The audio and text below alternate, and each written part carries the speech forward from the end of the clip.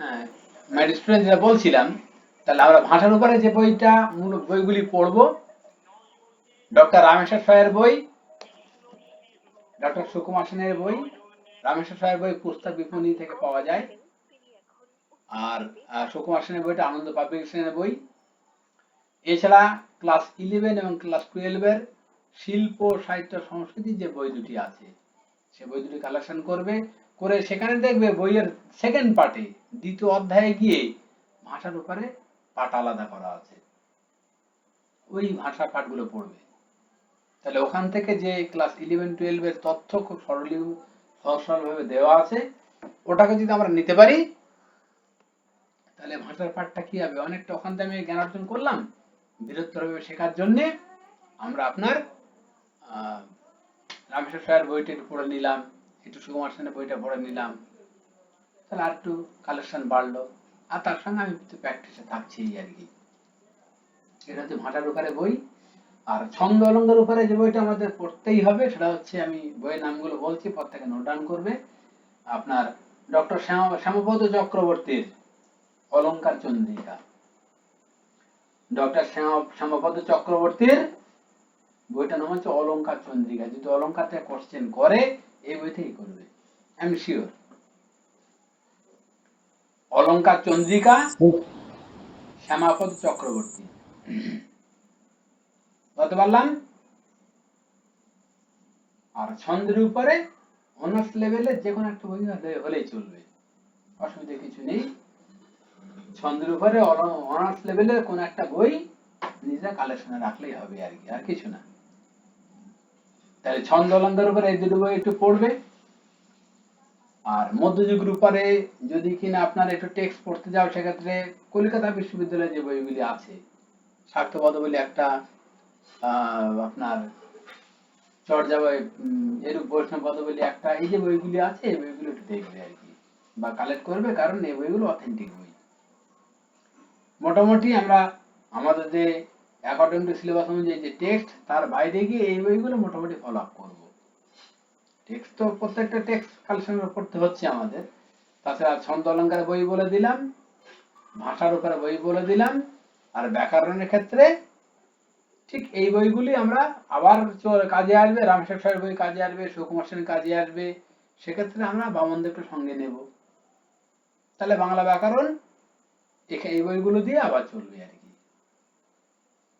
তাহলে মোটামুটি ব্যাকরণ কিংবা ভাষা, এই বইগুলো দিয়ে মোটামুটি চলবে।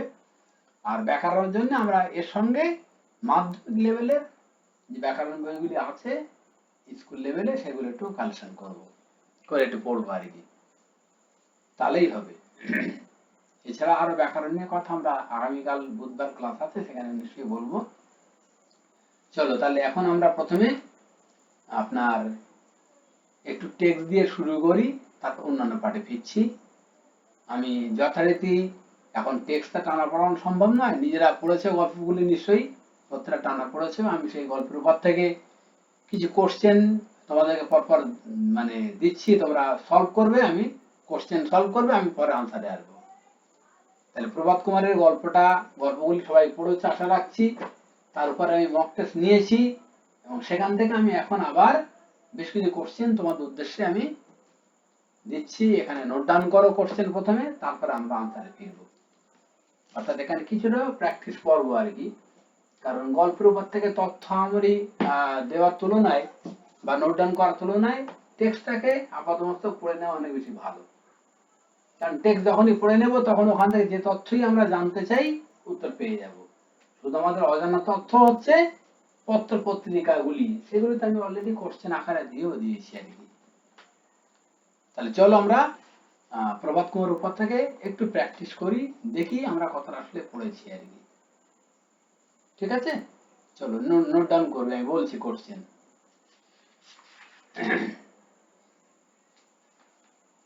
প্রত্যেকটা গল্প থেকে 5টা করে কোশ্চেন আমি বলি। লেখো প্রথমে দেবী গল্প, প্রভাত কুমারের ছোট গল্প দেবী, তার উপর আমি কোশ্চেন বলছি, নোট ডাউন করবে আর কি। লেখো।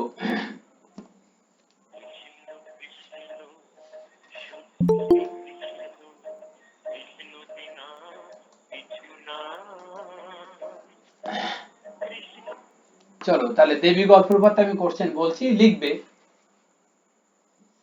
দেবী গল্পের পটভূমি যে মাস, দেবী গল্পের পটভূমি কোন মাস? মাঘ, ফাল্গুন, পৌষ, অঘ্রাণ, এভাবে লেখো। দেবী গল্পের পটভূমি কোন মাস আর কি, কোশ্চেন, 5টা কোশ্চেন এখান থেকে বলবো। দেবী গল্পের পটভূমি কোন মাস? অপশন মাঘ, ফাল্গুন, পৌষ, অগ্রহায়ণ, কার্তিক, বৈশাখ। দেবী গল্পের পটভূমি কোন মাস? পরে কোশ্চেন, দয়াময়ীর বয়স কত? দয়াময়ীর বয়স কত? 16 বছর, 15 বছর, 17 বছর, 19 বছর?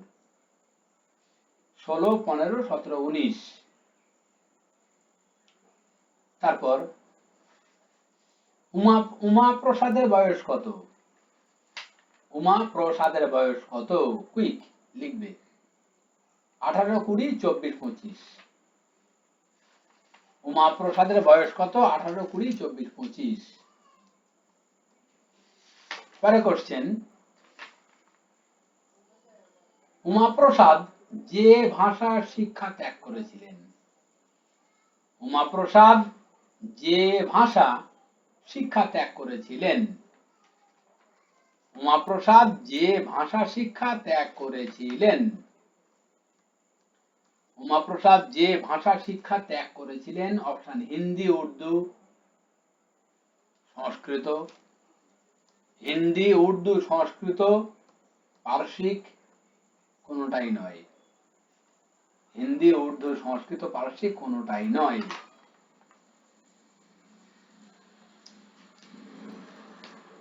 তারপর উমাপ্রসাদের পিতার নাম কি?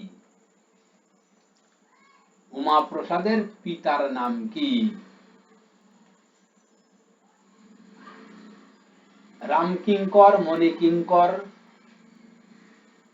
রামকিঙ্কর, মণিকিঙ্কর, কালীকিঙ্কর। রামকিঙ্কর, মণিকিঙ্কর, কালীকিঙ্কর, রামপ্রসাদ, যুগল প্রসাদ।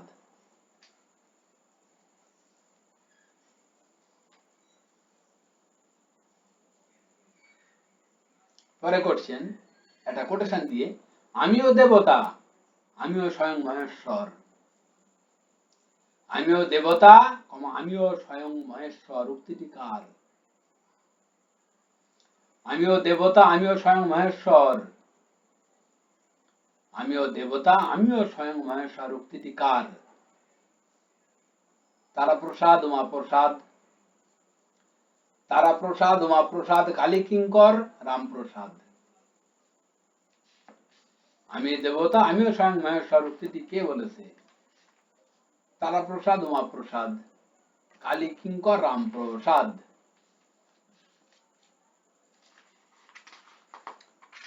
চলো এবার আমরা আসছি কাশীবাসিনী গল্প থেকে কোশ্চেন নিয়ে। হেডলাইন করবে কাশীবাসিনী। লিখবো কাশীবাসিনী গল্পের নায়ক কে? কাশীবাসিনী গল্পের নায়ক কে? এটা ফিল ইন দ্য ব্ল্যাঙ্ক, শূন্যস্থান পূরণ করবে। No option. কাশীবাসিনী গল্পের নায়ক কে? তারপরে কোশ্চেন, মালতীর বাপের বাড়ি কোথায়? অপশন দেব না, শূন্যস্থান।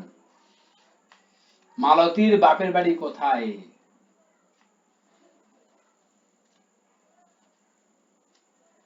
পরে কোশ্চেন,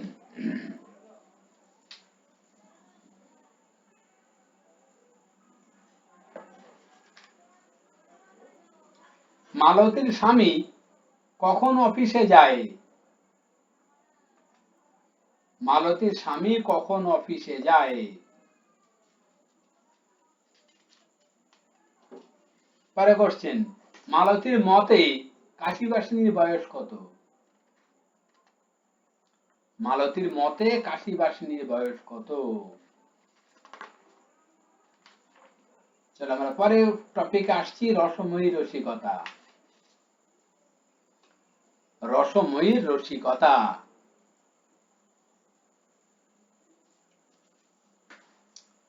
রসময়ী রসিকতা। চলো কোশ্চেন লিখবে, ক্ষেত্রমোহনের স্ত্রীর নাম কি? ক্ষেত্রমোহনের স্ত্রীর নাম কি?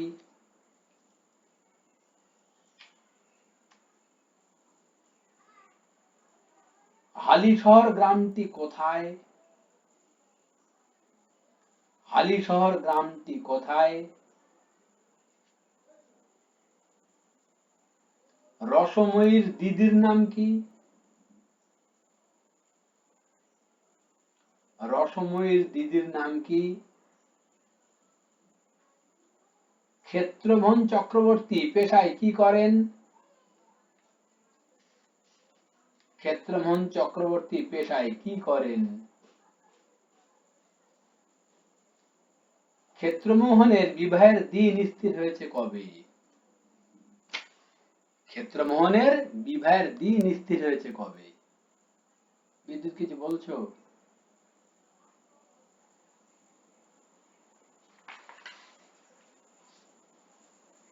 আচ্ছা, পরে কোশ্চেন মাতৃহীন থেকে, তারপর আমরা আদরণীতি দিয়ে শেষ করব। মাতৃহীনতে লিখবে, মাতৃহীন গল্পের পরিচ্ছেদ সংখ্যা কত? মাতৃহীন গল্পের পরিচ্ছেদ সংখ্যা কত?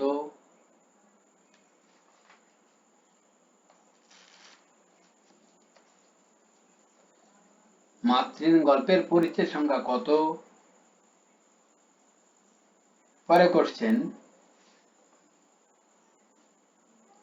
গল্পের দ্বিতীয় পরিচ্ছেদের সূচনা সকাল কটায়? গল্পের দ্বিতীয় পরিচ্ছেদের সূচনা হয় সকাল কটায়? গল্পের দ্বিতীয় পরিচ্ছেদের সূচনা হয় সকাল কটায়?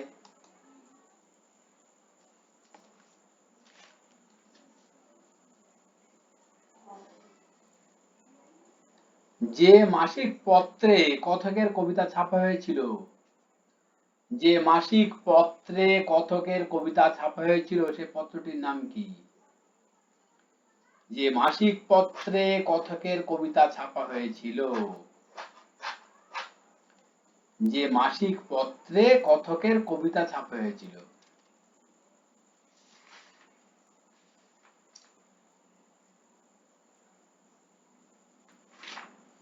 পরে কোশ্চেন,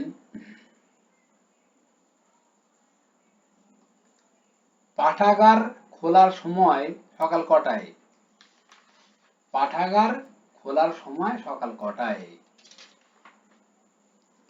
পাঠাগার খোলার সময় সকাল কটায়? চল এরপর আদরণী দিয়ে শেষ করব।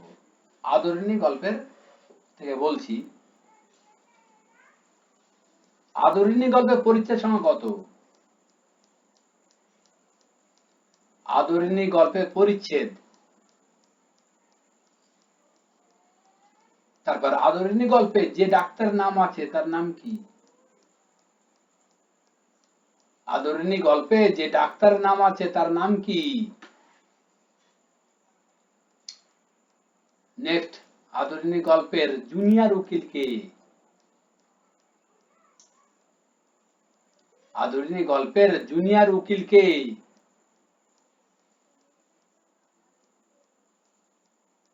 নেক্সট, এই গল্পে কোন গঞ্জের নামের উল্লেখ আছে? এই গল্পে কোন গঞ্জের নামের উল্লেখ আছে? চলো আমরা উত্তরে আসি, কুইক, উইদিন 1 মিনিট সময় দ্রুত প্রত্যেক আনসার করো।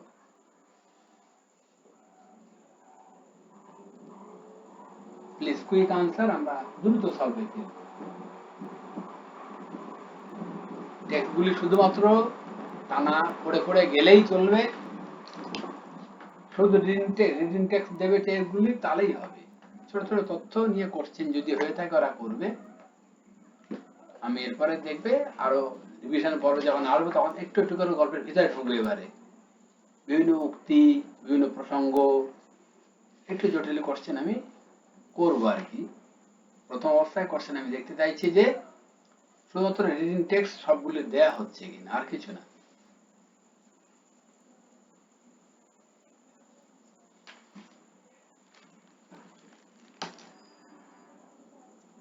চলো উজ্জ্বল, কুইক করবে প্লিজ।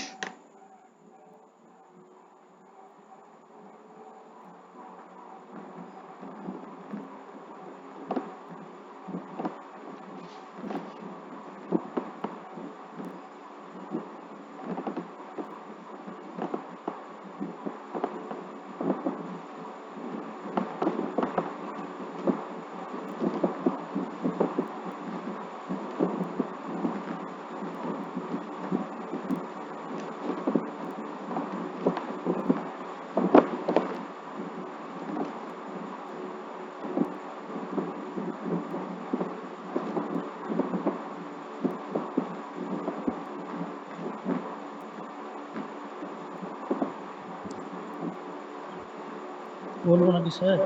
হয়ে গেছে? হয়েছে। ওকে, থ্যাংক ইউ। চলো আমরা কন্টিনিউ করি। বলো প্রথম কোশ্চেন কি দিয়েছিলাম বলে যা, আমি সলভ করছি। দেবী গল্পের পটভূমি কোন মাসে? কোন মাস গো? পৌষ মাস। দেবী গল্পের পটভূমি পৌষ মাস, 100%। পৌষ মাস। তারপর দয়াময়ীর বয়স কত? হ্যাঁ বলে যাও। 16। দয়াময়ের বয়স 16 বছর, ঠিকই। তারপর উমা প্রসাদের বয়স কত? বলো। 20। 20 বছর, কারেক্ট। তারপর উমা প্রসাদ যে ভাষা শিক্ষা ত্যাগ করেছিলেন? সংস্কৃত। অবশ্যই সংস্কৃত ভাষা শিক্ষা থেকে ত্যাগ করেছিলেন, ধন্যবাদ। উমা প্রসাদের পিতার হ্যাঁ জল কি বলছো? পার্সি গ্রহণ করেছিল, ওটা গ্রহণ করেছিল মানে শিখেছিল। আচ্ছা আচ্ছা। উমা প্রসাদের পিতার নাম কি? কালীকিঙ্কর। কালীকিঙ্কর, এগুলো প্লেন কোশ্চেন, বলো। বলে যাও। তারপর আমিও দেবতা, আমি স্বয়ং মহেশ্বর, এটা বলেছিল উমা প্রসাদ। অবশ্যই উমাপ্রসাদ নিজে উক্তি করেছে আর কি। তারপর হ্যাঁ। তারপরে কাশীবাসিনী। চলো। কাশীবাসিনী গল্পের নায়ক গিরীন্দ্র। কাশীবাসিনী গল্পের আমি নায়কের নাম জিজ্ঞেস করলাম আর কি। হ্যাঁ হ্যাঁ। গিরীন্দ্র, ঠিকই আছে, চলো। হ্যাঁ। মালতীর বাপের বাড়ি উত্তরপাড়া। মালতীর বাপের বাড়ি ছিল আর কি কোথায় আর কি? উত্তরপাড়া, ঠিকই হ্যাঁ। আছে। তারপর তারপর মালতীর স্বামী কখন অফিসে যায়? এটা স্যার সকাল না বিকাল মনে পড়ছে না, তবে 9টায়। মালতীর স্বামী কখন অফিসে যায়, তাই তো? হ্যাঁ। সকাল। সকাল 9টা। রাত্রে কে 9টায় হয়? না, সকাল 9টায় হবে। 9টা সকাল তুমি বলেই দিলে, 9টায় তখন তো উত্তর হয়েই গেল আর কি। হুম। সকাল 9টা। তারপর মালতী। হ্যাঁ সেক্ষেত্রে সকাল 9টা। হ্যাঁ, সকাল সকাল। হুম, মালতীর মতে কাশীবাসিনী বয়স কত? এটা স্যার 30 না কত 40 মনে হয় স্যার। 30 থেকে 40। 40। 30। 30 থেকে 40। এক্সাক্ট বলেননি তো, 30 থেকে 40 বলছে না। হ্যাঁ 30 থেকে 40, হ্যাঁ 30 থেকে। এক্সাক্ট বলেন, আচ্ছা, 30 এবার থেকে 40। রসময়ী রসিকতা থেকে বলো। ক্ষেত্রমোহনের স্ত্রীর নাম কি? রসময়ী। আমরা সকলে জানি। হ্যাঁ, রসময়ীর দিদির নাম কি? বিনোদিনী। ওকে। ক্ষেত্রমোহন চক্রবর্তী পেশায় কি করেন? ক্ষেত্রমোহন আসলে তিনি কি করেন, পেশায় কি তিনি? মুক্তার। মুক্তারি করেন আর কি। হ্যাঁ। ক্ষেত্রমোহন বিবাহের দিন স্ত্রী হয়েছিল কবে? এটা পারিনি, মানে মনে পড়ছে না। কে বলবে? এক্সাক্ট ডেটটা কবে? ডেটটা জানি না স্যার। অপশন দিলে পারবে নিশ্চয়ই। হ্যাঁ অপশন দিলে ও তো বলো না, ক্ষেত্রমোহন বাবুর বিবাহের দিন কবে স্থির হয়েছিল? বিবাহের দিনটা তো মনে রাখতে হবে, এটা গুরুত্বপূর্ণ জায়গা তো। অপশনটা দিন ওটা। দিনের অপশন দিতে হবে, অন্য দিন সব ভুলে যাচ্ছে, বিবাহের দিনটা মনে রাখো। কল্যাণ বলো। টেক্সটটা পড়লেই তো চোখে ভাষা ওঠে। ক্ষেত্রমোহন বাবুর বিবাহের দিন কবে স্থির হয়েছিল? ফাল্গুন মাস, এটুকু বলে দিলাম, এবার বলো। নভেম্বর মাসে মনে হয়। না না নভেম্বর, ফাল্গুন না মাস না, ওই বললাম, এবার বলো। এটা হচ্ছে 8ই ফাল্গুন। 8ই ফাল্গুন। 100% 8ই ফাল্গুন। 8ই ফাল্গুন। মনে রাখবে। তারপর মাতৃহীন। বলে যাও। মাতৃহীন গল্পের পরিচ্ছেদ সংখ্যা কটি? এটা স্যার 4টা না 5টা? কটা আছে পরিচ্ছেদ? 4টি। 4টি। হ্যাঁ। আচ্ছা। দ্বিতীয় পরিচ্ছেদের সূচনা কখন? হ্যাঁ, এটা দ্বিতীয় প্রতিযোগিতার সূচনা সকাল কখন হয়েছিল? সকাল 9টায়। দ্বিতীয় প্রতিযোগিতার সূচনা হয়েছিল সকাল 9টায়, তাই তো? তারপর? হ্যাঁ, এই গল্পে যে মাসিক পত্রের কথকের পত্রে ছাপা হয়েছিল সেটি কি? এটা ছিল বিশ্ব দর্পণ। বিশ্ব দর্পণ। বলে যাও। পাঠাগার খোলার সময় সকাল কটার সময়? 8টা। পাঠাগার সকাল খোলার 8টা সময় হচ্ছে থেকে সকাল 8টা। 8টা থেকে রাত্রি 8টা। হ্যাঁ, হ্যাঁ, ওকে। তো তারপর? আদরিণী। বলে যাও। আদরিণী গল্পের পরিচ্ছেদ সংখ্যা কত? এটাকে একজন 7টি। বলো। 7টি। 7টি, 7। 7টি। আচ্ছা, 7টি। তারপরে আধুনিক গল্প কি ছিল প্রশ্ন? ডাক্তারের ডাক্তার, নাম? ডাক্তার আছে একজন, নাম কি? এটা Nagen Nagen Nagen. Doctor, Nagen doctor, Nagen. Nagen doctor. হ্যাঁ। জুনিয়র উকিল ছিল কুঞ্জ বিহারী। ওকে। মনোহর বাবু। না, না, হ্যাঁ, কুঞ্জ বিহারী না। মনোহর বাবু। জুনিয়র উকিল। জুনিয়র কুঞ্জ উকিল কে বিহারী হবে, ছিল? কুঞ্জ বিহারী। কুঞ্জ বিহারী, ঠিকই আছে। হুম। এটা কোন গঞ্জের নাম পাওয়া যায় এখানে? কোন এখানে তো গঞ্জের নাম? পড়েছি এটা গঞ্জের নাম আছে, কি সেটা? কি গঞ্জ? পীরগঞ্জ। পীরগঞ্জ। পীরগঞ্জ। পীরগঞ্জ। তারপর?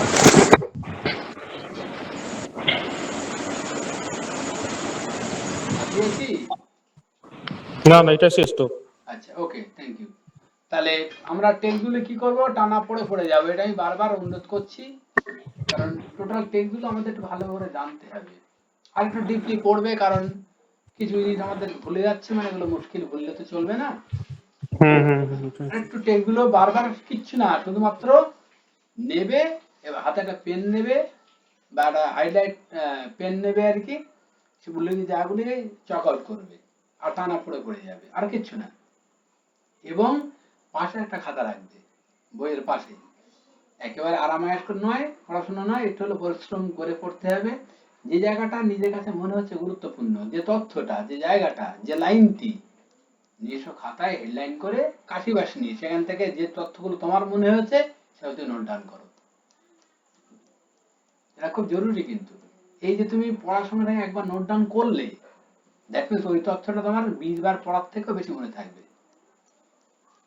ধরো মনে করো ওই যে বিবাহের দিন 8ই ফাল্গুন, আমাদের ভুলে যাচ্ছি, 8ই ফাল্গুন আমি লিখলাম খাতায়, দেখবে ওই যে তুমি লিখছো মানে কি, ওর প্রতি অনেক বেশি মনোসংযোগ হয়েছে আর কি, ওই কথাটার প্রতি, ওই পড়ার প্রতি, দেখবে ওটা অনেক বেশি স্মরণে থাকবে।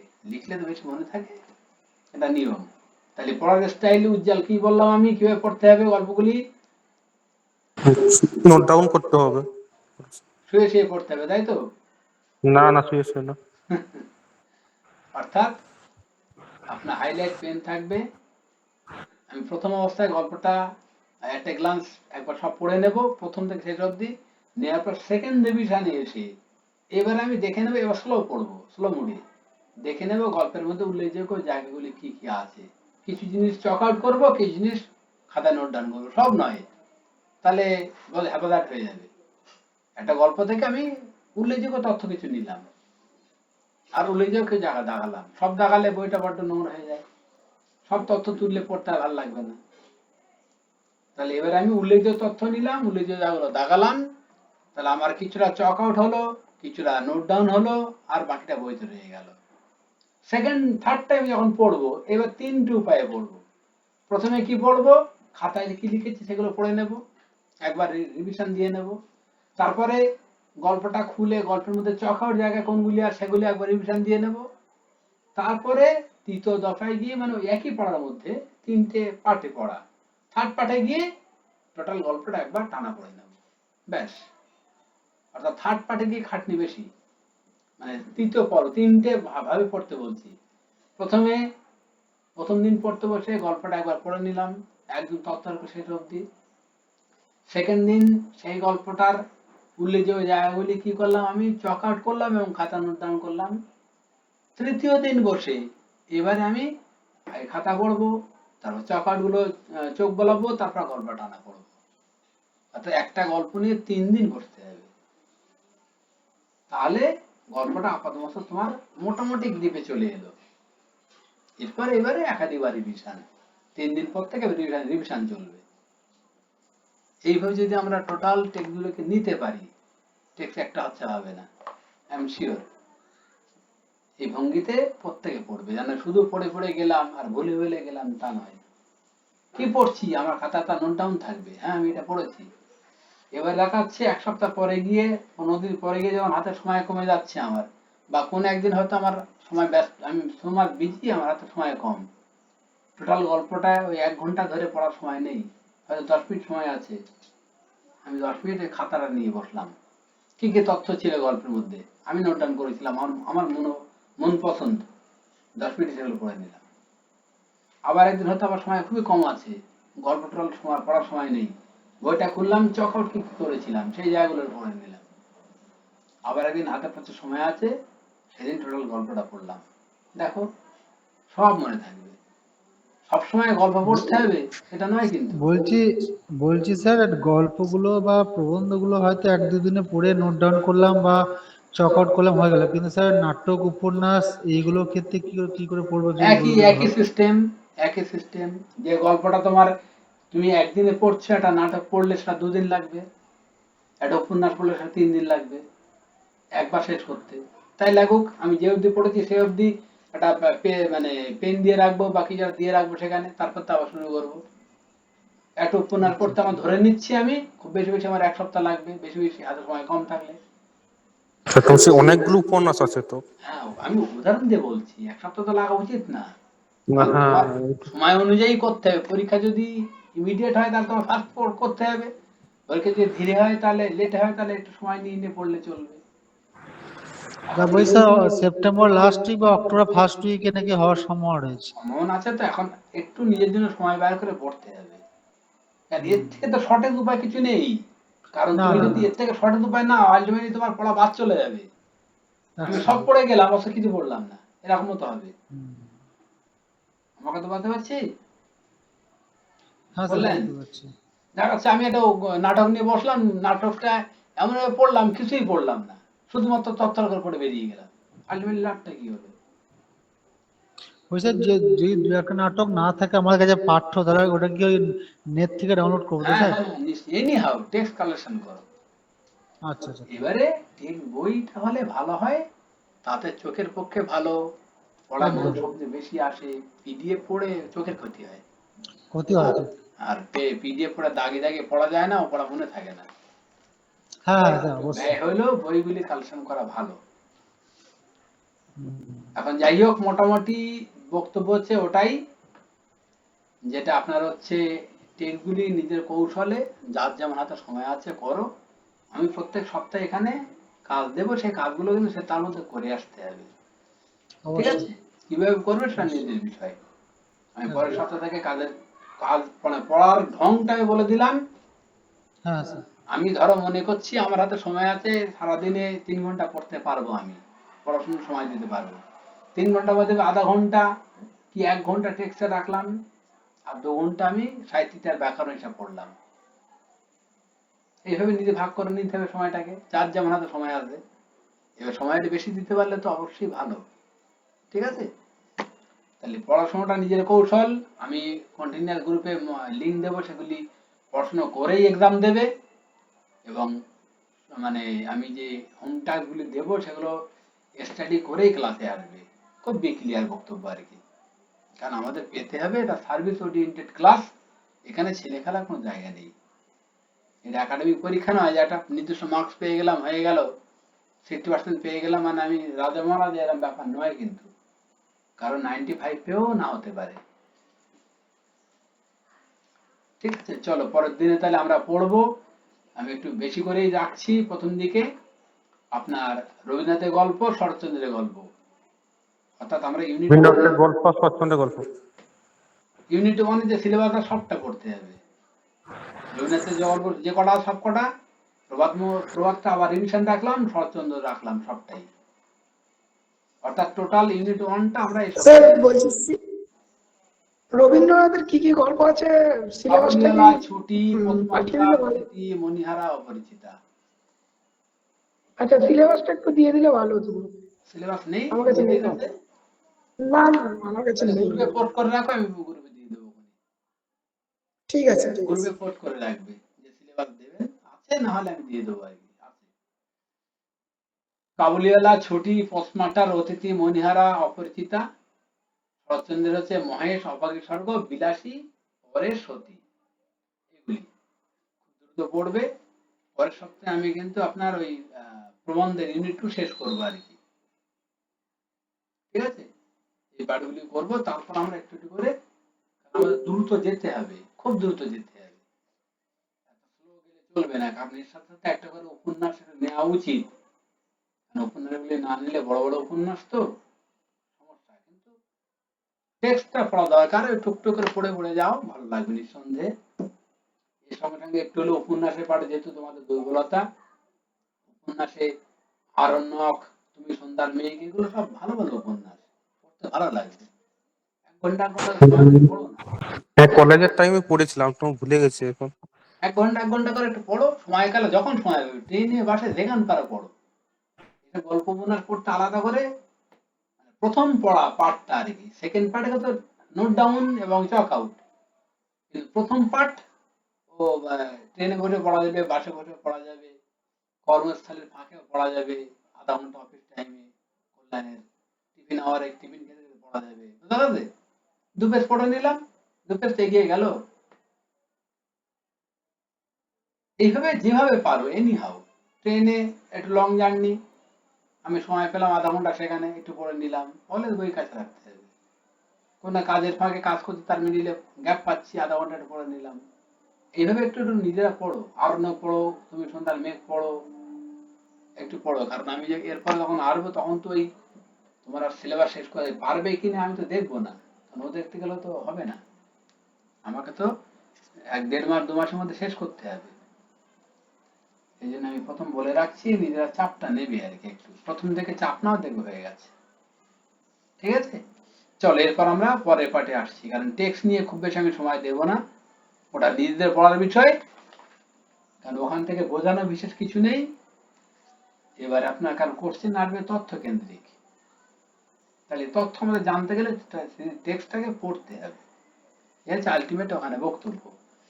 আচ্ছা, এরপরে আমরা এবারে যেটা পার্টে আসবো, সেটা হচ্ছে আপনার একটু ছন্দ অলঙ্কার নিয়ে কথা বলি।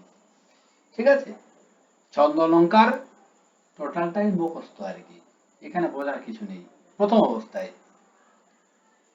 কারণ আগে প্রত্যেকটি সংজ্ঞা এবং তার বৈশিষ্ট্য আমাদের মুখস্থ জরুরি, তা না হলে ছন্দ অলঙ্কার নির্ণয় করতে পারবো না।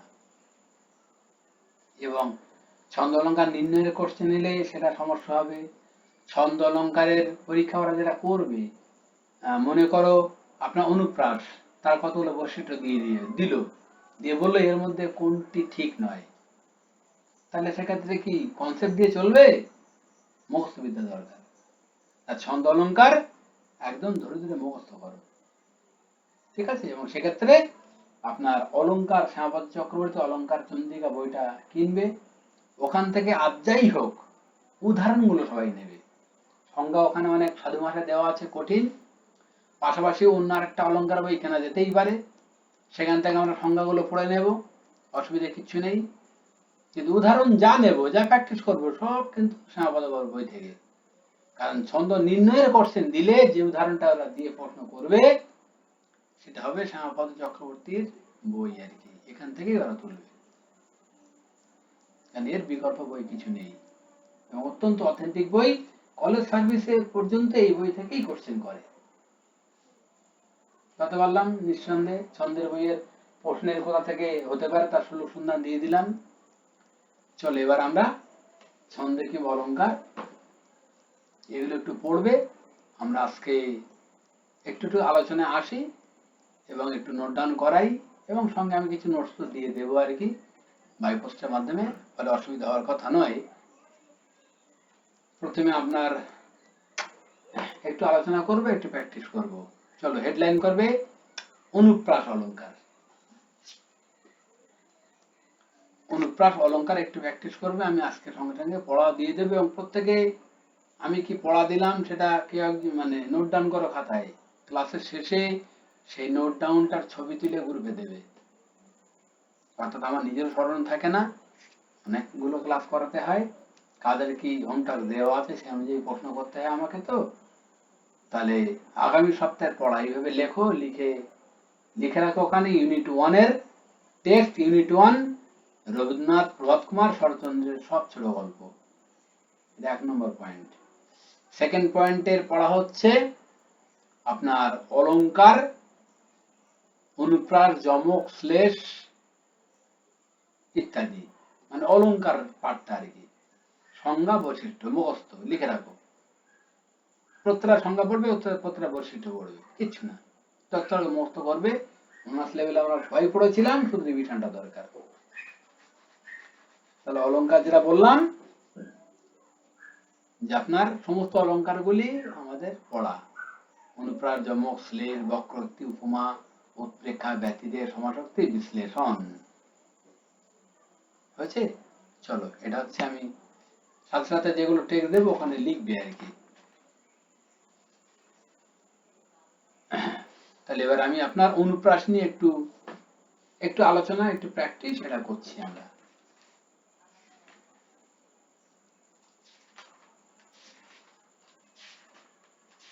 কারণ এগুলি বিস্তারিত লেখানো মানে প্রয়োজন নেই, কারণ এগুলো সবটাই আমরা বই থেকে পেয়ে যাব। জাস্ট আমাদের একটু বুঝে নেওয়া দরকার, এই বৈশিষ্ট্যগুলো সম্বন্ধে ক্লিয়ার হওয়া দরকার।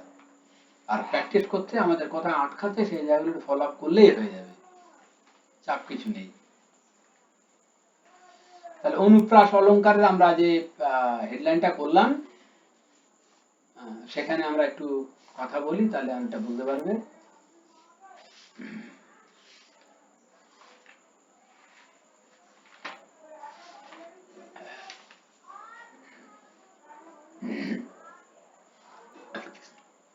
দেখো, অনুপ্রাস অলংকার নিয়ে যে আমরা যদি সংজ্ঞার দিকে তাকাই, সেখানে দেখব যে অনুপ্রাস অলংকারে কি বলছে আসলে। অনুপ্রাস, ঠিক আছে, শব্দের মধ্যে আসলে উত্তরটা লুকিয়ে রয়েছে। কি সেটা? যে আপনার কি অনু মানে আমরা যা পিছনে পিছনে যাই সেটাকে অনু বলি, মানে অনুগমন, এই যে শব্দটা আমরা পেয়েছি আর কি। তাহলে এখানে আমরা কি দেখব যে আপনার একই বাক্য কি হবে, মানে একটি বাক্যের মধ্যে একই বর্ণ বা বর্ণগুচ্ছ সে কিভাবে বারবার উচ্চারিত হবে, হয়ে একটা শ্রুতি মাধুর্য সৃষ্টি করবে। তাহলে একটা সেন্টেন্সের মধ্যে একই বর্ণ কিংবা বর্ণগুচ্ছ, যে সিঙ্গেল বর্ণ হতে পারে কিংবা বর্ণগুচ্ছ হতে পারে, সে কি করবে, বারবার উচ্চারিত হবে, মানে বারবার আমরা তাকে পাবো, দেখতে পাবো, ফলে উচ্চারিত হবে আমাদের উচ্চারণের সময়কালে, হয়ে কি হবে, একটা শ্রুতি মাধুর্য সৃষ্টি করবে। আর যদি এমনটি হয় তখন হবে অনুপ্রাস। প্রাস মানে সে উচ্চারণ, অনু মানে পশ্চাৎ, পিছনে পিছনে। মেঘ ডাকলে যেমন দেখো না কেমন সেই গর্জনটা একই সঙ্গে একটা লেভেলে ঘটে যায় বারবার, তাই সেটা একটা দিকে উচ্চ গ্রামে পৌঁছে যায়, ঠিক অনুপ্রাসে তাই।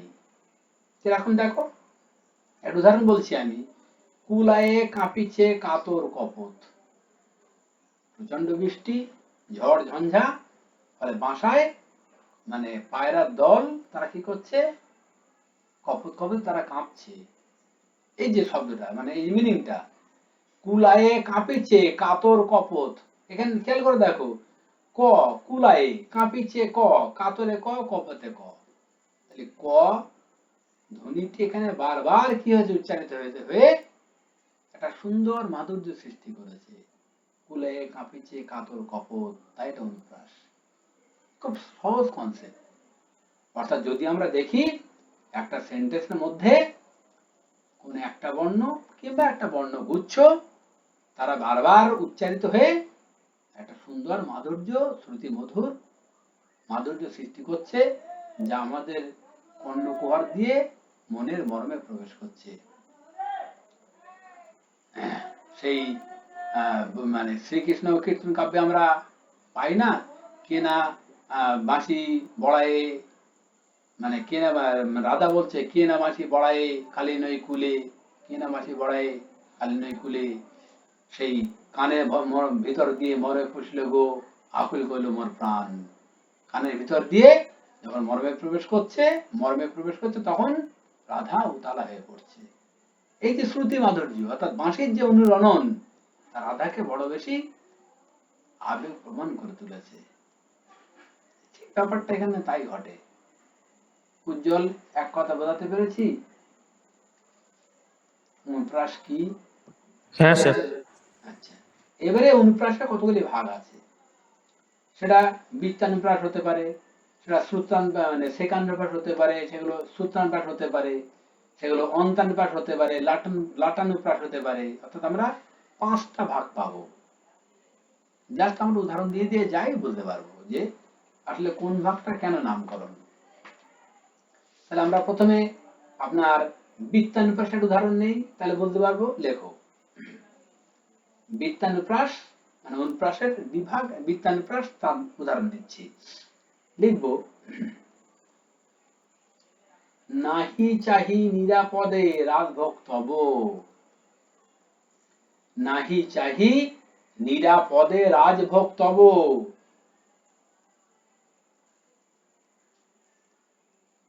নাহি চাহি নিরাপদে রাজভক্তব।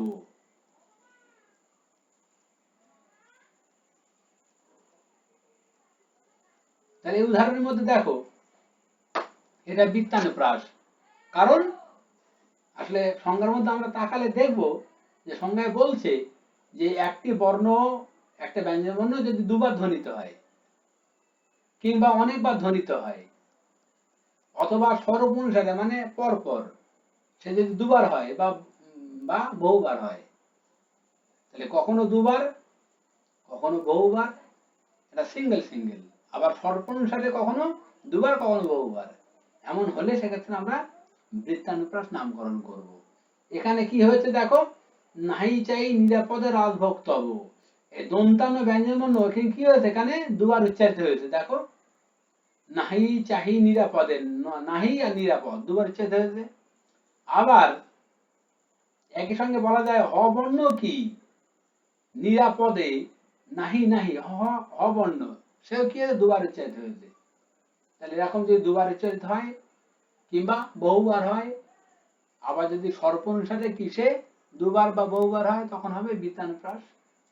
আমরা উদাহরণ নিলে একটু একটু করে পরিষ্কার হতে পারবো আর কি। সেকানুপ্রাস উদাহরণ নেই, চলো লেখো, লঙ্কার পঙ্কজ রবি গেলা অস্তা চলে।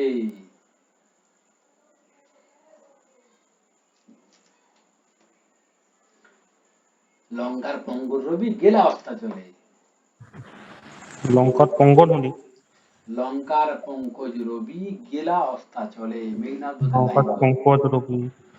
মেঘনাথপুর থেকে নিচ্ছি লাইনটা, আমাদের বাক্য তো আছে, সেই বৎসরিতে আমরা পাবো না লাইনটা। হ্যাঁ লঙ্কার হ্যাঁ পঙ্কজ রবি গেলা অস্তা চলে। দেখো এখানে এই যে লঙ্কার উমকা ধ্বনিটা আর কি, পঙ্কজ উমকা ধ্বনিটা কি হয়েছে, যুগ্ম ব্যঞ্জনটি দুবার উচ্চারিত হয়েছে। তাহলে যদি আপনার যুক্ত ভাবে হোক বা বিযুক্ত ভাবে যেভাবে হোক না কেন, সে যদি ক্রমানুসারে মানে পর পর মাত্র দুবার উচ্চারিত হয়, তখন আমি সেকানুপ্রাস। আচ্ছা আচ্ছা। কনসেপ্টটা নিতে হবে এবং সংজ্ঞা বৈশিষ্ট্য আমাদের পড়তে হবে। তাহলে যুক্ত ভাবে হোক বা বিযুক্ত ভাবে হোক, যেভাবে হোক, যদি ক্রমানুসারে দেখবেন পর পর সে যদি মাত্র দুবার ধ্বনিত হয়, তখন হবে সেকানুপ্রাস। ঠিক আছে, এবার একটু নোট ডাউন করো। দেখো, আমরা বৃত্তানুপ্রাসও কিন্তু কি দুবারের কথা বলেছি, আবার সেকানুপ্রাসও কিন্তু দুবারের কথা বলছি। তাহলে ডিফারেন্স কোথায়? ওখানে দুবার কথা বলেছিলাম, ডিফারেন্সটা কি দেখো একটু। তাহলে বৃত্তানুপ্রাসের সঙ্গে সেকানুপ্রাসের ডিফারেন্সটা কি লেখো। লিখবে, বৃত্তানুপ্রাসে ব্যঞ্জন গুচ্ছ, বৃত্তানুপ্রাসে ব্যঞ্জন গুচ্ছ দুবার ধ্বনিত হয়। বৃত্তানুপ্রাসে ব্যঞ্জন গুচ্ছ দুবার ধ্বনিত হয় স্বরূপ অনুসারে। স্বরূপ অনুসারে মাথায় রাখবে, বৃত্তানুপ্রাসে ব্যঞ্জন গুচ্ছ দুবার ধ্বনিত হয় স্বরূপ অনুসারে, কিন্তু সেকানুপ্রাসে হয় ক্রমানুসারে। মারাত্মক ব্যাপার। কিন্তু সেকানুপ্রাসে হয় কিভাবে, ক্রমানুসারে। ডিফারেন্স এখানে 2 নম্বর ডিফারেন্স, পার্থক্য বলছি। বৃত্তানুপ্রাসে বৃত্তানুপ্রাসে তা ধ্বনিত হয়, মানে ওই যে উচ্চারণটা আর কি, বৃত্তানুপ্রাসে তা ধ্বনিত হয় অযুক্ত ভাবে, অযুক্ত, কিন্তু ছেকানুপ্রাসে যুক্ত বা অযুক্ত দুই রকম ভাবেই হয়, ডিফারেন্স। ছেকানুপ্রাসে কি হবে, যুক্ত বা অযুক্ত দুই রকম ভাবেই হবে, ছেকানুপ্রাসে যুক্ত বা অযুক্ত দুই রকম ভাবেই হয়। এটা হচ্ছে পার্থক্য মাথায় রাখতে হবে যেন গুলিয়ে না যায়। এবার মোর আর মোর প্র্যাকটিস মধ্য দিয়ে ক্লিয়ার হবে। তারপর আমরা আসছি সূত্রানুপ্রাস।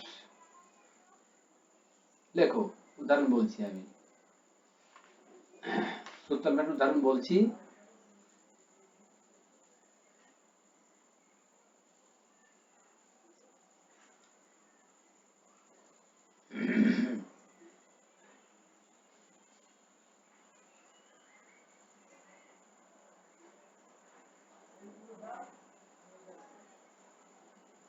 লিখবে বিকৃত ক্ষুধার ফাঁদে বন্দী, বিকৃত ক্ষুধার ফাঁদে বন্দী মোর ভগবান কাঁদে। বিকৃত ক্ষুধার ফাঁদে বন্দী মোর ভগবান কাঁদে। বিকৃত ক্ষুধার ফাঁদে বন্দী মোর ভগবান কাঁদে। বিকৃত ক্ষুধার ফাঁদে বন্দী মোর ভগবান কাঁদে।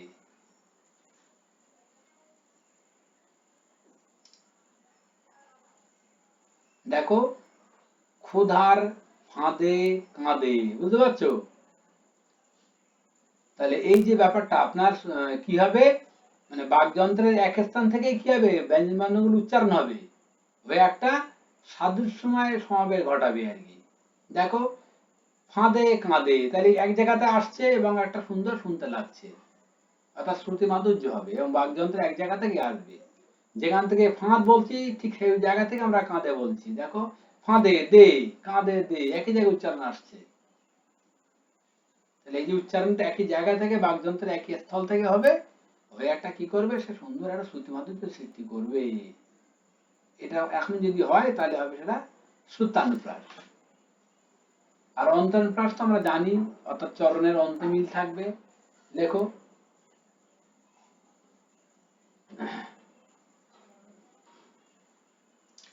গগনে ছড়ায় এলো চুল, গগনে ছড়ায় এলো চুল, পরের চরণ, চরণে জড়ায় বনফুল। গগনে ছড়ায় এলো চুল, চরণে জড়ায় বনফুল। দেখো, চুল ফুল চরণের শেষে মিল আছে, তাই এটা অন্তানুপ্রাস, অন্তে অনুপ্রাস হয়েছে। মানে লাস্টের দুটো অক্ষর মিল থাকবে। মিল থাকবে। আচ্ছা, তারপর হচ্ছে একটা ইয়ে পড়েছিলাম, সেই ওইটা হবে তো, বৃষ্টি পড়ে টাপুর টুপুর নদে এলো বান, শিব ঠাকুরের বিয়ে হলো তিন কন্যার দান। একই একই সে ডান বাম ওইটা, মিল আছে তো। হ্যাঁ ডান বান দুটো আছে, তাহলে লাস্টে যেটা মিল থাকবে এটা হলে ইয়ে অন্তানুপ্রাস। অন্তানুকরা।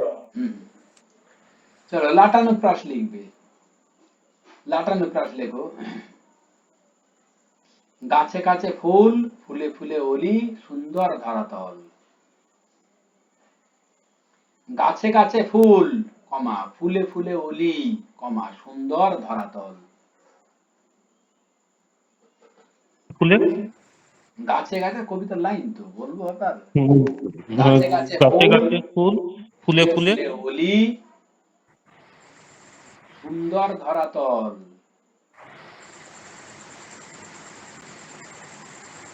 গাছে গাছে ফুল, ফুলে ফুলে অলি, সুন্দর ধরাতল। তাহলে লাটানুপ্রাস কখন হবে, অর্থাৎ একই শব্দ বারবার ইউজ হবে কিন্তু কোনো অর্থের পরিবর্তন হবে না। যেমন দেখো, গাছে গাছে, দুটো গাছের মানে কি আলাদা না এক? একই। একই গাছ, এক গাছ থেকে আর এক গাছ, এটাই হ্যাঁ, বলছি আমি। ফুলে ফুলে অলি, অলি মানে মৌমাছি, তাহলে কি বিভিন্ন ফুলে মধু সঞ্চয়ের জন্য মৌমাছি ঘুরে বেড়াচ্ছে। তাহলে ফুল ফুল একই ফুল, হয়তো ফুল থেকে ফুল বলছি আমি, কিন্তু প্রথম ফুলের যা মানে পরে ফুলের মানে তো আলাদা না, মিনিং এক, কিন্তু ফুল থেকে ফুল। আমি একাধিক ফুলের উদাহরণ দিচ্ছি, বলছি এই আর কিচ্ছু না। ঠিক আছে, তাহলে এই যে দেখো, গাছে গাছে ফুলে ফুলে, অর্থাৎ একই শব্দের বারবার প্রয়োগ হচ্ছে কিন্তু অর্থের কোনো পরিবর্তন নেই। কিন্তু আমরা অন্যান্য কবিতায় কি দেখি, যে আপনার নজরুল তার কবিতায় বলছে, সেই ছাত্র দলের গান কবিতায়, সরি কান্ডারের কবিতায় বলছে যে আহ, কি লাইনটা ওখানে আছে যে গভীর নিশীতে লঙ্ঘিত হবে গভীর নিশীতে যাত্রীরা হুঁশিয়ার, লঙ্ঘিত হবে গভীর নিশীতে, সরি না রাত্রি নিশীতে, গভীর না, লঙ্ঘিত হবে রাত্রি নিশীতে। তা রাত্রি আবার নিশীত দুটো কথা মানে কি এক? না গো, রাত্রি মানে রাত, রজনী, নিশীত মানে কি গভীর রাত, এক অর্থ না। আমরা যদি নিশীত মানে যদি রাত ধরে নেই বা রজনী ধরে নেই তাহলে কিন্তু হবে না, মানে আসবে না। তাহলে ওখানে বলছে লঙ্ঘিত হবে রাত্রি নিশীতে যাত্রীরা হুঁশিয়ার। তাহলে প্রায় সমার্থক শব্দ ইউজ করলো কিন্তু দুই কথার মানে আলাদা।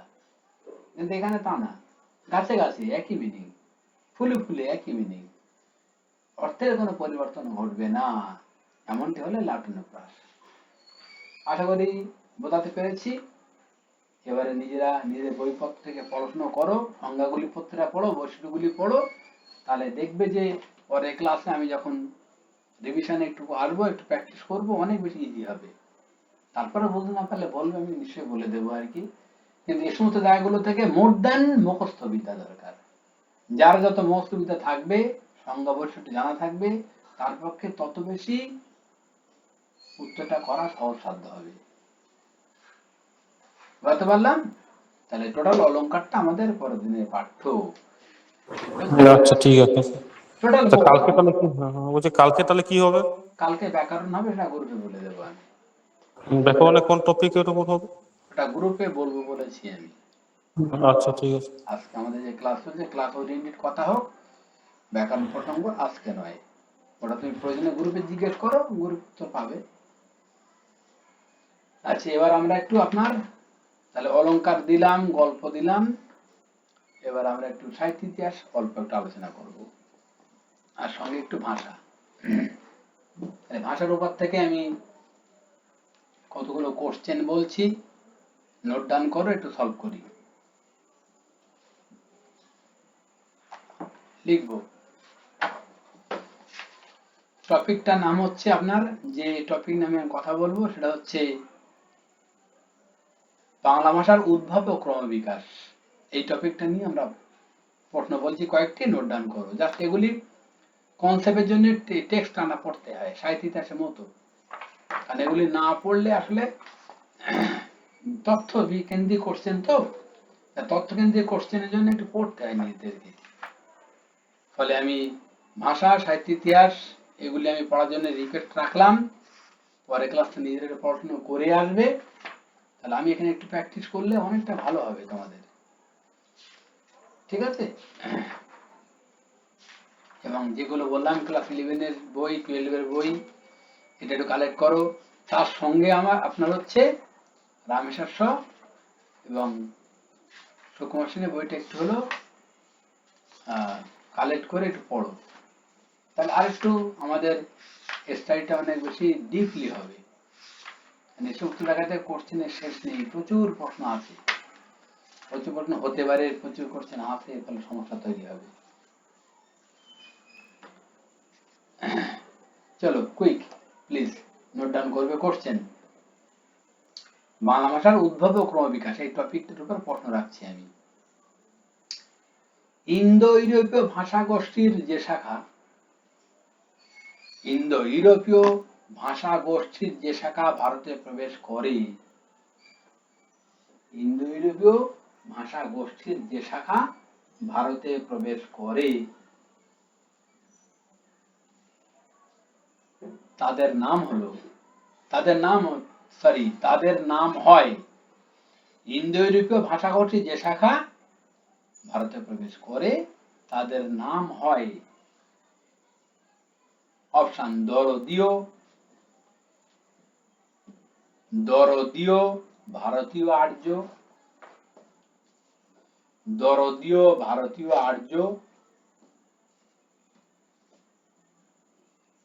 সেমীয় হামীয় ইরানীয় আর্য। দরদীয় ভারতীয় আর্য, সেমীয় হামীয় ইরানীয় আর্য। পরে করছেন ভারতীয় আর্য ভাষার ইতিহাস। ভারতীয় আর্য ভাষার ইতিহাস অপশন 1000 বছরের। ভারতীয় আর্য ভাষার ইতিহাস অপশন 1000 বছরের, 1500 বছরের, 2500 বছরের, 3500 বছরের। 1000, 1500, 2500, 3500 বছরের। পরে করছেন ভারতীয় আর্য ভাষার ইতিহাসকে যে কটি যুগে ভাগ করা হয়। ভারতীয় আর্য ভাষার ইতিহাসকে যে কটি যুগে ভাগ করা হয়। ভারতীয় আর্য ভাষার ইতিহাসকে যে কটি যুগে ভাগ করা হয়। 2টি, 3টি, 4টি, 5টি। 2টি, 3টি, 4টি, 5টি। নেক্সট, ভারতীয় আর্য ভাষার শেষ স্তরের নাম হলো। ভারতীয় আর্য ভাষার শেষ স্তরের নাম হলো। ভারতীয় আর্য ভাষার শেষ স্তরের নাম হলো অপশন আধুনিক ভারতীয় আর্য, আধুনিক ভারতীয় আর্য, উত্তর ভারতীয় আর্য, আধুনিক ভারতীয় আর্য, উত্তর ভারতীয় আর্য, নব্য ভারতীয় আর্য, বিশিষ্ট ভারতীয় আর্য।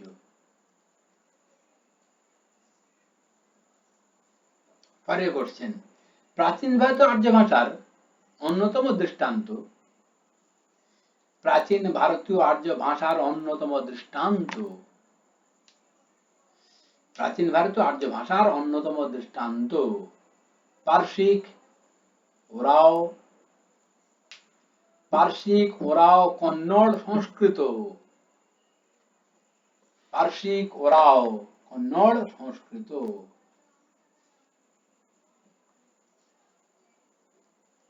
পরে করছেন প্রাচীন ভারতীয় আর্য ভাষার প্রাচীনতম নমুনা। প্রাচীন ভারতীয় আর্য ভাষার প্রাচীনতম নমুনা ঋগ্বেদ, সামবেদ। ঋগ্বেদ, সামবেদ, কঠোপনিষদ। ঋগ্বেদ, সামবেদ, কঠোপনিষদ, মার্কণ্ডেয় পুরাণ। মার্কণ্ডেয় পুরাণ। পরে করছেন ছান্দস, 6 9 10 দন্তেশায় হসন্ত। ছান্দস হলো 6 9 10 দন্তেশায় হসন্ত। ছান্দস হলো অপশন কথ্য প্রাচীন ভারতীয় আর্য ভাষা।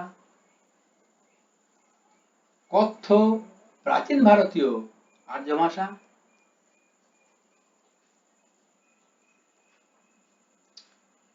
লেখ্য প্রাচীন ভারতীয় আর্য ভাষা।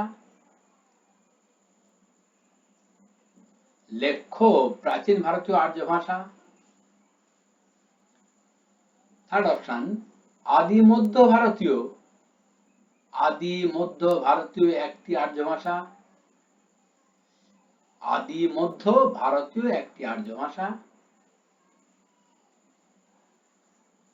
বৌদ্ধদের ধর্মগ্রন্থে ব্যবহৃত ভাষা। বৌদ্ধদের ধর্মগ্রন্থে ব্যবহৃত ভাষা। বৌদ্ধদের ধর্মগ্রন্থে ব্যবহৃত ভাষা। নেক্সট 8 নম্বর কোশ্চেন পৃথিবীর সর্বকালের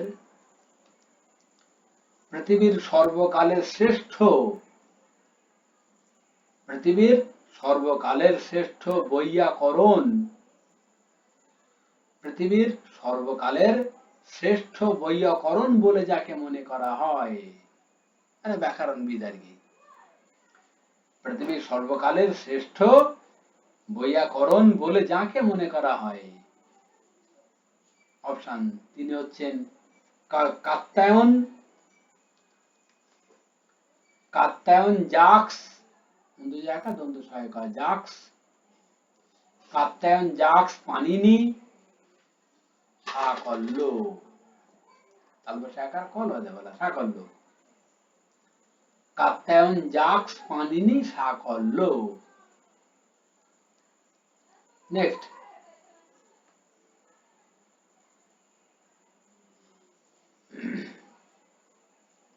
পানিনি রচিত ব্যাকরণ গ্রন্থটির নাম, পানিনি রচিত ব্যাকরণ গ্রন্থটির নাম, অপশন কাতন্ত্র ব্যাকরণ, কা তন হয়তো বলা তন্ত্র, কাতন্ত্র ব্যাকরণ, অষ্টাধ্যায়ী ব্যাকরণ, কাতন্ত্র ব্যাকরণ, অষ্টাধ্যায়ী ব্যাকরণ, চান্দ্র ব্যাকরণ, বাক্যপদীয়,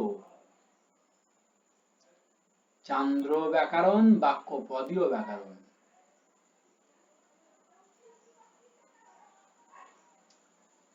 নেক্সট,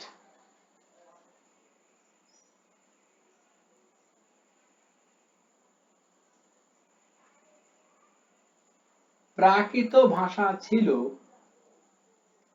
প্রাকৃত ভাষা ছিল, অপশন সাহিত্যের ভাষা, মুখের ভাষা, সাহিত্যের ভাষা, মুখের ভাষা। থার্ড অপশন সাহিত্যের এবং মুখের ভাষা, সাহিত্যের এবং মুখের ভাষা। চতুর্থ অপশন হচ্ছে অশিষ্ট জনের ভাষা, অশিষ্ট জনের ভাষা। সাহিত্যের ভাষা, মুখের ভাষা, সাহিত্যের এবং মুখের ভাষা, অশিষ্ট জনের ভাষা। চলো 10টা কোশ্চেন দিলাম, কুইকলি আনসার করবে।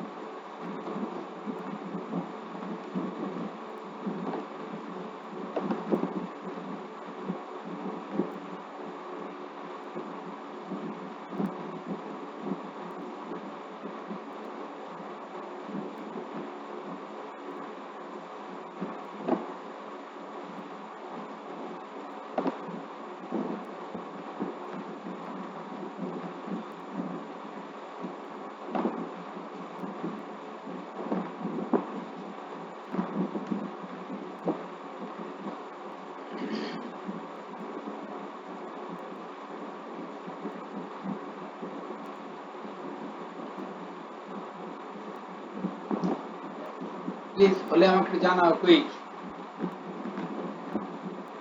হয়ে গেছে, বলবো? হ্যাঁ অবশ্যই সলভ করি কুইক, আমি সাহিত্যিক আর কি। বলো, বলে যাও। প্রথম হচ্ছে, প্রথমকার 1 নম্বর প্রশ্ন হচ্ছে ইন্দো ইউরোপীয় আমি যে পড়ছি, লোকেরা শুধু ভারতে আনসারটা প্রবেশ বলো, আমি করে পড়ছি, তার নাম হচ্ছে ভারতীয় আর্য। হ্যাঁ, আমি পড়ছি, আচ্ছা, উত্তরটা বলবে। অ্যান্সার বলবো? হ্যাঁ হ্যাঁ আমি পড়ছি, আনসারটা তাহলে বললে হয়ে যাবে। তাহলে আর একবার যারা লিখতে সমস্যা হচ্ছে ঠিক তারা আছে, ঠিক আছে, সলভ করে নিতে পারবে। ইন্দো ইউরোপীয় ভাষা ঠিক গোষ্ঠীর আছে। যে শাখা ভারতে প্রবেশ করে তাদের নাম হয়, কি নাম হয়?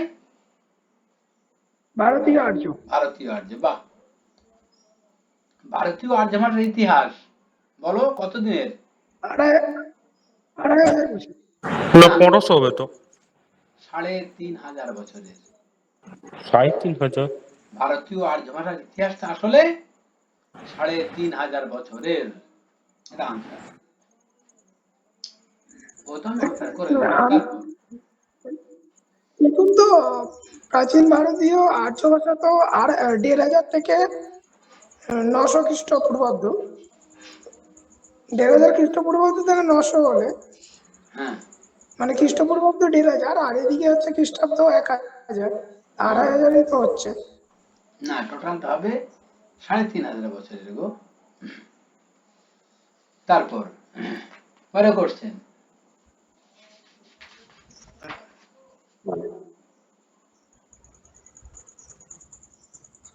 পরের কোশ্চেন 3 নম্বর হচ্ছে ভারতীয় আর্য ভাষার মানে ইতিহাস আমি এই পিরিয়ডটা একটু তিন বলে দিই ভাগে ভাগ তোমাদের, করুন। একটু শোনো, একটু শুনে নাও যে সমস্যা তৈরি হচ্ছে তোমাদের, প্রয়োজনে লিখে নাও। আমি বলছি প্রাচীন ভারত আর্য ভাষার সময়সীমা, লেখো, প্রাচীন ভারতীয় আর্য ভাষার সময়সীমা আনুমানিক হ্যাঁ বলো। 1500 থেকে খ্রিস্টপূর্বাব্দ থেকে 600 খ্রিস্টপূর্বাব্দ পর্যন্ত। হ্যাঁ তাহলে আনুমানিক 1500 খ্রিস্টপূর্বাব্দ থেকে 600 খ্রিস্টপূর্বাব্দ। এরপর আসছে মধ্য ভারতের আর্য ভাষা, তার সময়সীমা হচ্ছে আনুমানিক 600 খ্রিস্টপূর্বাব্দ থেকে 900 খ্রিস্টাব্দ। 900 খ্রিস্টাব্দ। আর আধুনিক বা নব ভারত আর্য ভাষার সূচনা হচ্ছে 900 খ্রিস্টাব্দ থেকে। ঠিক আছে, 900 খ্রিস্টাব্দ থেকে বর্তমান পর্যন্ত। বর্তমান পর্যন্ত যা টোটালটা হয়ে যাবে 3500 বছরের। চলো, ভারতীয় আর্য ভাষার ইতিহাসকে কটি দিয়ে ভাগ করা যায়? আচ্ছা ঠিক আছে, আমি একটু ভুল হয়েছে, ঠিক আছে। তিনটি ভাষায় তো, এদিকে আমি তিনটি ভাষা। 1000 করেছি। ভারতীয় আর্য ভাষা ইতিহাসকে কটি যুগে ভাগ করা যায়? তিনটি তো। তিনটি, সেই আমরা তো জানি প্রাচীন, মধ্য আর নব্য। হুম। আচ্ছা, ভারতীয় আর্য ভাষার শেষ স্তরের নাম? নব্য ভারতীয় আর্য ভাষা আমি একটু আগে বলে গেলাম তো। শেষ স্তরের নাম কি? নব্য ভারতীয়। আচ্ছা, প্রাচীন ভারতীয় আর্য ভাষার অন্যতম দৃষ্টান্ত কি? সংস্কৃত ভাষা আর কি। প্রাচীন ভারতীয় আর্য ভাষার অন্যতম দৃষ্টান্ত হচ্ছে সংস্কৃত ভাষা। আচ্ছা, প্রাচীন ভারতীয় আর্য ভাষার প্রাচীনতম নমুনা কি? ঋগ্বেদ। ঋগ্বেদ। ছান্দস কি? ছান্দস হচ্ছে আপনার লেখ্য প্রাচীন ভারতীয় আর্য ভাষা। ছান্দস তাকে বলা হয়। লেখ্য প্রাচীন ভারতীয় আর্য ভাষার অপর নাম হচ্ছে ছান্দস। আর শ্রেষ্ঠ বৈয়াকরণ কে? পাণিনি। পাণিনির কথা আমরা বারবার বলি। পাণিনির ব্যাকরণের নাম কি? অষ্টাধ্যায়ী ব্যাকরণ। অষ্টাধ্যায়ী ব্যাকরণ। এটা জানতে হবে আমাদের, অষ্টাধ্যায়ী ব্যাকরণ। আর প্রাকৃত ভাষা ছিল আসলে কি? এটা ছিল মুখের ভাষা। মুখের ভাষা। ঠিক আছে, তাহলে এইভাবে আমরা রিভিশন দেব, একটু করে টানা পড়ে পড়ে যাও ভাষার পাঠগুলি, দেখবো মনে হয় ইজি হয়ে গেছে। হ্যাঁ উজ্জ্বল, কিছু বলছো? না না, কিছু বলিনি। আচ্ছা, চলো এরপর আমরা মধ্যযুগ মানে সাহিত্য থেকে অল্প একটু আলোচনা করে শেষ করবো ক্লাস। লিখবো চর্যাপদ উপর থেকে কয়টা কোশ্চেন করি আমি। লেখো,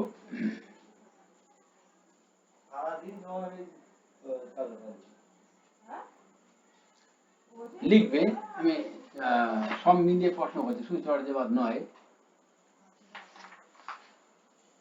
লিখবে পবনদূত কাব্যের লেখক হলেন। পবনদূত কাব্যের লেখক। 5টা প্রশ্ন করবো, শেষ করবো। পবনদূত কাব্যের লেখক হলেন, শূন্যস্থান পূরণ, কোনো অপশন দেব না। তারপর শ্রীধর দাস সংকলিত গ্রন্থটির নাম, কারণ গতদিন আমি এগুলো করিয়েছি। শ্রীধর দাস সংকলিত গ্রন্থটির নাম কি? শূন্যস্থান। শ্রীধর দাস সংকলিত গ্রন্থটির নাম। জয়দেব রচিত কাব্যের নাম। জয়দেবের লেখা কাব্য। তারপর হর্ষবর্ধনের সভাকবি ছিলেন। হর্ষবর্ধনের সভাকবি ছিলেন কে? পরে কোশ্চেন, বাংলা ভাষার জন্ম হয়েছে যে ভাষা থেকে, সেই ভাষাটির নাম কি? বাংলা ভাষার জন্ম হয় যে ভাষা থেকে, তা হলো কি ভাষা? বলতে হবে। 5টা কোশ্চেন। প্রত্যেকটাই ভালো প্রশ্ন, কিন্তু পরীক্ষা আসার মতো কোশ্চেন সব। বাংলা ভাষা জন্ম হয় যে ভাষা থেকে। আচ্ছা, একটু নতুনটা কথা বলি। আমির কথা বলো তো দেখি। আমির, গৌতম, এদের কথা আসবো আমরা। স্যার বলেন। বাংলা ভাষা জন্ম হয় কোন ভাষা থেকে? উত্তর কি? প্রাকৃত অপভ্রংশ। বাট অবহট। বলো, আমি কতদিন শিখিয়েছি। বাংলা ভাষার জন্ম, অপভ্রংশ, জননী যেটা যে বলছেন। হ্যাঁ, বলো, সেটাই তো জন্ম। কি সেটা? অপভ্রংশ, অবহট্ট। হ্যাঁ, মাগধী অপভ্রংশ অবহট্ট। মাগধী অপভ্রংশ, অবহট্ট। বারবার মুখস্থ রাখতে হবে, না তো অপশানে মানে তিনটে না থাকলে হবে না। মাগধী অপভ্রংশ বর্ণ। তিনটেকে একসঙ্গে মনে রাখতে হবে। বাংলা ভাষার জননী হচ্ছে মাগধী অপভ্রংশ অবহট্ট। বারবার পড়বে যেন ভুল না হয়। কারণ কোন অপশন শুধু মাগধী থাকবে, কোথা শুধু অপভ্রংশ থাকবে, কোথা অবহট্ট থাকবে, কোথা দুটো দিয়ে দেবে, একটা বাদ দিয়ে দেবে। এরকম চালাই করা করবে তো। কিন্তু মাগধী অপভ্রংশ অবহট্ট একসঙ্গে। তারপর বাংলা আপনার হচ্ছে প্রবন্ধুত কাব্যের লেখক কে? ধৈ। ধৈ। শ্রীধর দাস সংকলিত গ্রন্থ। সদুক্তি কর্ণামৃত। বাহ, সদুক্তি কর্ণামৃত আমরা পড়েছি তো, গতদিন ক্লাসে পড়েছি। জয়দেবের কাব্য? গীত গোবিন্দ। বাহ, গীত গোবিন্দ। হর্ষবর্ধনের সভাকবি? বাণভট্ট। বাণভট্ট। এটা আমরা ইতিহাসে পড়েছি। একটু সাহিত্য ইতিহাস পড়ো, একটু প্লেন পড়ো, চাপ নেওয়ার কিচ্ছু নেই। এগুলো একটু মধ্যযুগের তথ্য, এই জন্য একটু কঠিন লাগছে, গতদিন আমরা করিয়েছিলাম। তাহলে আমি আবার আলোচনা শেষ করছি। সাহিত্য ইতিহাস এবং টেক্সট টানা পড়ে যাও। ভাষা এবং ব্যাকরণ আর ছন্দ অলঙ্কার, এই তিনটি পাঠ আমরা একটু খুব সিরিয়াসলি পড়বো। বুঝতে পারলাম? ব্যাকরণ কি সেটা আমি গ্রুপে জানিয়ে দিচ্ছি, আর ছন্দ অলঙ্কার পড়া দিয়ে দিলাম। ভাষা পড়ে যাও।